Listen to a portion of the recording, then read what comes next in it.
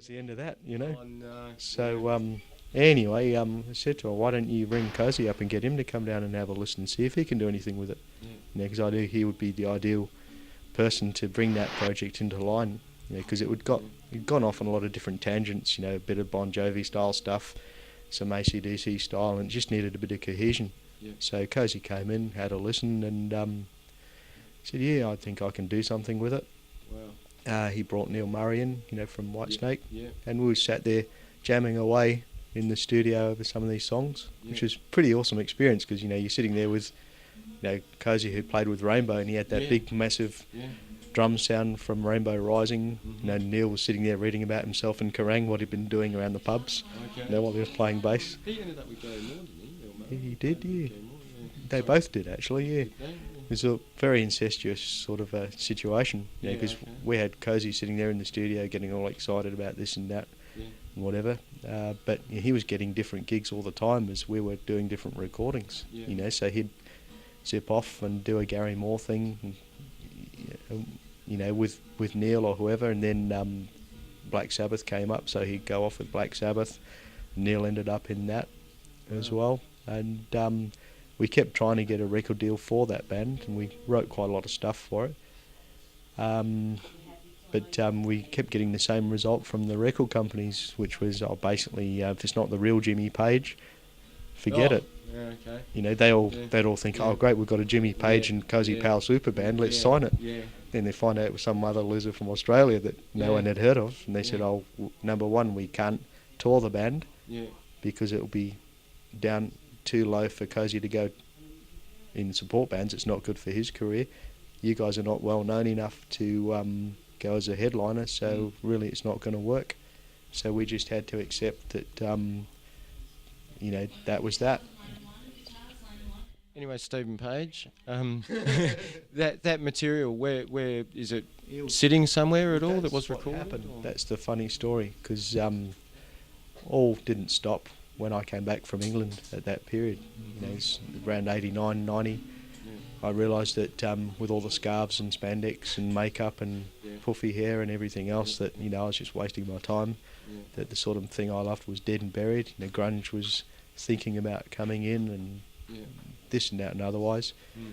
And there was a couple of songs. I mean, Gene Simmons was interested in one of them, which you know, had some interest, and another song was a more heavier sort of trilogy style song, ironically, that I'd written with Cozy in mind that we didn't get to record because the song that Gene Simmons liked, we spent all the money, all the time in the studio on that, trying to get that one right, which was a really good song, and you could understand why they would want to spend the extra time on it. So we let the other one go and just kept the demo. Then anyway, that nothing eventuated with the song that we did do. Then I went home and redid this song at home on my poxy little studio, and got Dave Crosby to sing on it. You know, from Ice Tiger. And we sent it back over to England again, and that ended up in Cozy's hands again, and they decided that they were going to fly me over to play on that on his solo album. You know, he had all these other people lined up for that. You know, Steve Lukather and buddy John Lord and Billy Sheehan and all these other people. They said, oh, you can come over and play on that song, because Cozy really liked the song because it suited his drumming style, because it was written with him in mind. Anyway, Cozy had a horsing accident, fell off a horse and broke his back or something, so that was canned. The next thing I know, the manager's ringing up from England going, oh, by the way, if you get a phone call from Brian May, don't answer it. Don't talk to him. So, oh yeah, what's going on? They said, I say nothing, I know nothing, just say nothing. So, oh, yeah, whatever.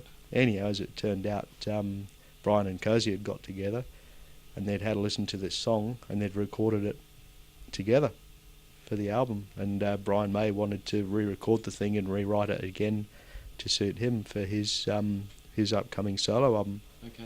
So they turned it into this huge bombastic song, which ended up on Back to the Light, Brian May's first solo album. What was the song called? It's called Resurrection. It ended up in the end, which is, you know, we've played it a few times over the years. You know, it's quite a heavy sort of sort of much heavier song than Brian May would normally do, which is I think why he liked it. He wanted to play something with some real bollocks, you know. Yeah, good. And they used it for Cozy's drum solo live. You know, so we actually recreated that with Young Damo actually for the Guitar Gods, and the first Guitar Gods. Okay. We did Brian's live version of it where he has the big I think it's the 1812 Overture drum solo. Okay. Then they go out into the heavy bit of Bohemian Rhapsody, then back into the original song, and finish it off with a huge bang on two, you know. For those about to roll.